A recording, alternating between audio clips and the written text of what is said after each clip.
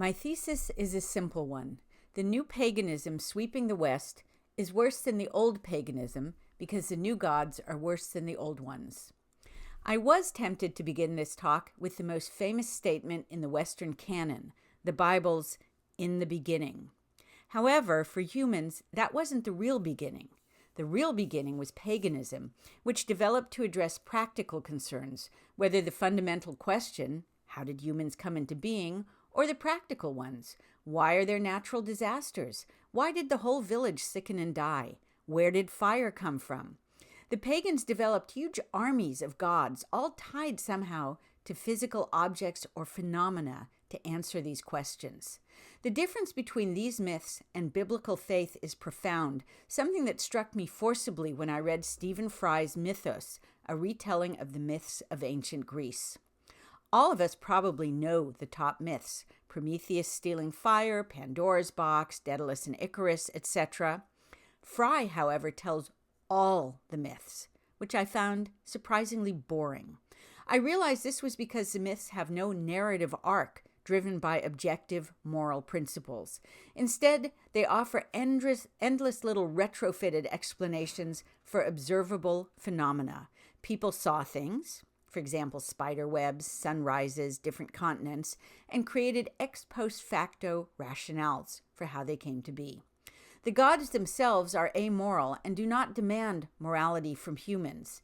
Instead, they are unpleasant, self-centered beings, both arbitrary and capricious. They interfere in human affairs only to satisfy their lust, anger, jealousy, and boredom, with occasional flashes of goodwill.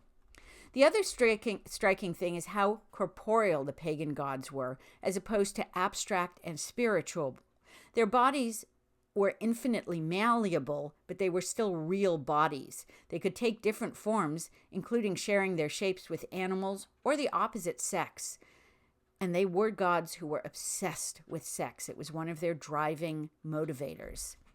These same traits seem to apply to most pagan gods, whether in the ancient Fertile Crescent, pre-Columbian Americas, Africa, or the Celtic and Nordic worlds. They're corporeal and amoral, and woe-betide humans who offend them or through beauty and talent catch their eyes.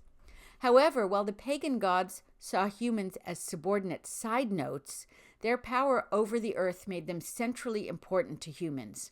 People constantly tried to placate these volatile beings, including the sexual rituals the Bible decried and the human sacrifice that the Bible stopped with the binding of Isaac. The Bible changed everything.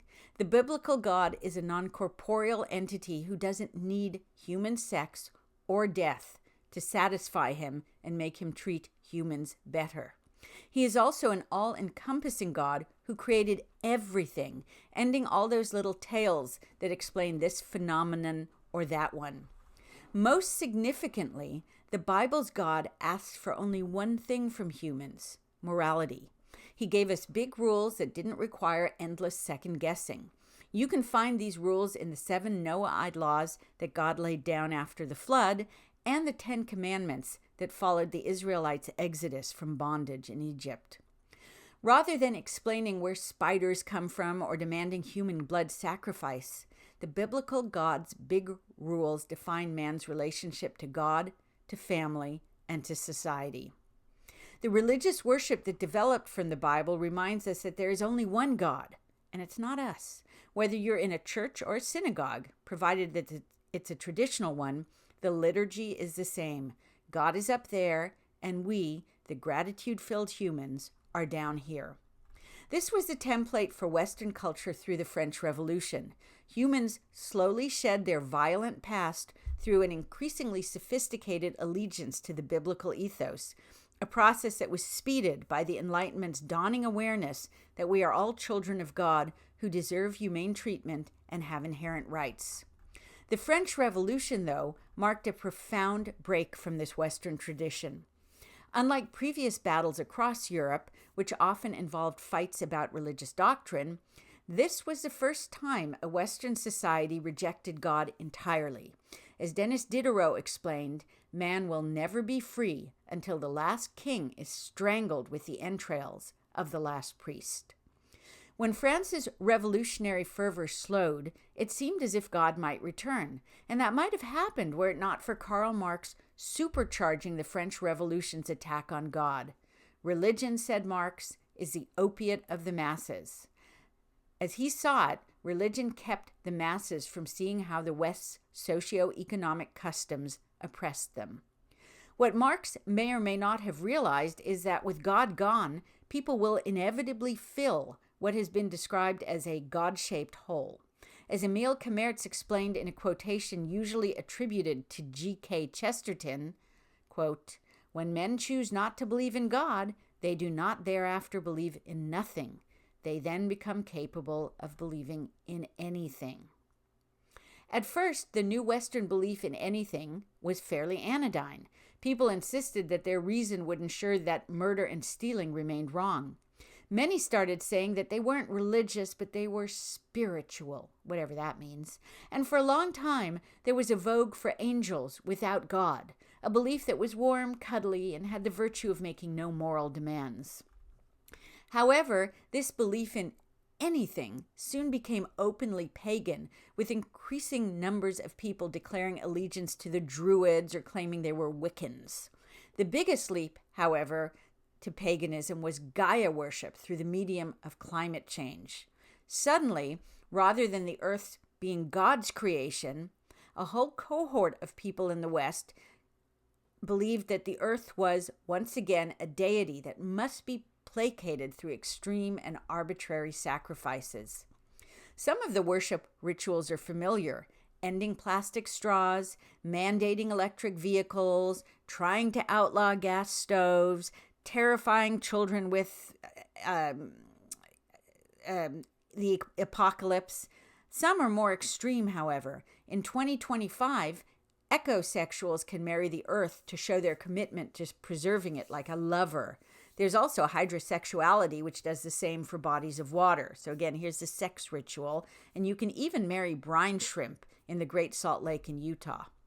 Harvard Law School offers a course entitled Rights of Nature, and I'm quoting here. This is right from the catalog.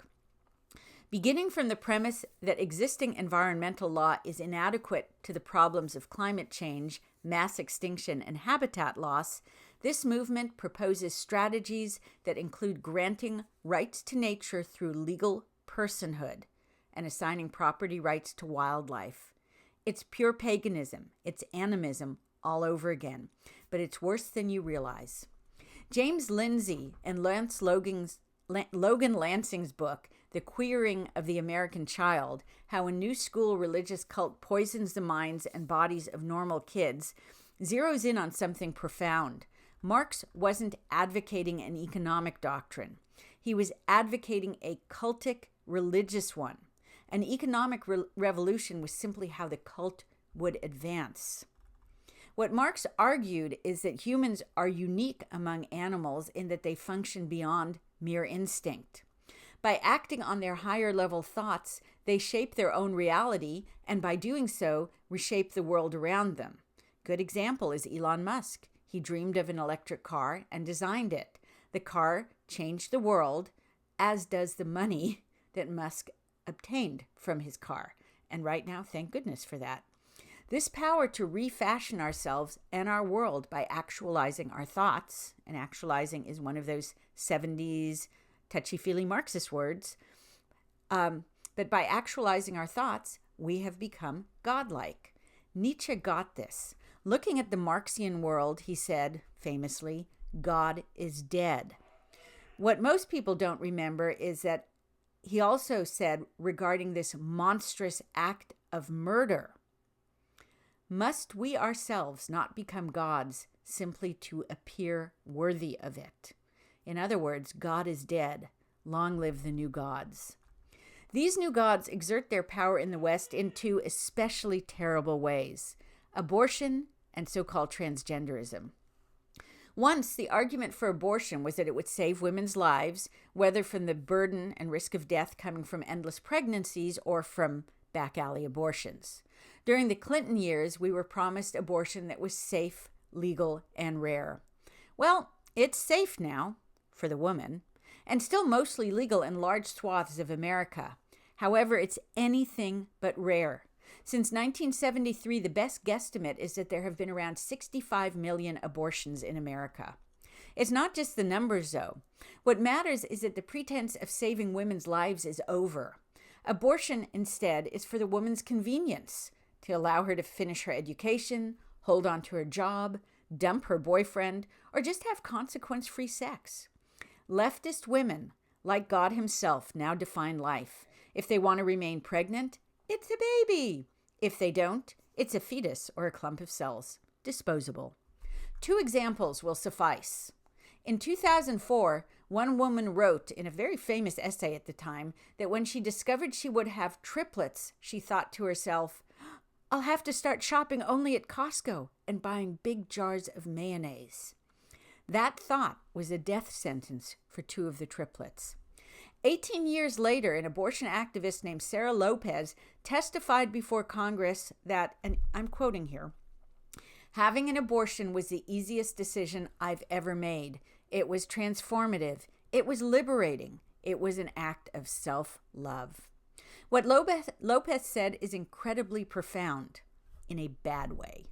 While people once sacrificed the rare babies to placate the god, women now do so on scale to placate and transform themselves.